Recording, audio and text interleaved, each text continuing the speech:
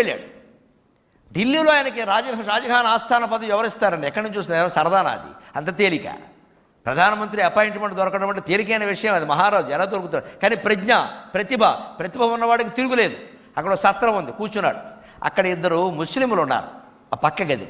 వాళ్ళు ఏదో దెబ్బలాడుకుంటారు. వాళ్ళు ఉర్దూ పర్షియన్ భాషలో వాళ్ళు ఏదో ఇష్టం వచ్చినట్టు తిట్టుకుంటారు. వాళ్ళ భాష ఏదో ఉందిగా, ఉర్దూ పర్షియన్, అందులో తిట్టుకుంటారు. ఈయన అదంతా గమనించాడు జాగ్రత్తగా. వాళ్ళు ఏదో తిట్టుకుంటారు వదలట్లా. రాత్రిలో గంట సేపు తిట్టుకున్నారు. ఆయన అలా గమనించాడు.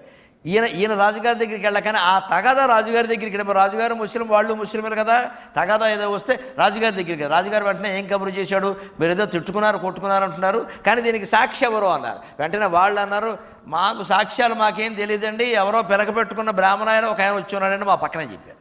వెంటనే ఈయన లాక్కెళ్ళి రాస్తారానికి, నువ్వే బ్రాహ్మణుడు కదా, పెట్టుకున్నావు, నువ్వు రాబోయా అంటే ఈయన కొంచెం భయం వేసింది. రాజుగారు రమ్మంటారంటే ఏం చేస్తారు?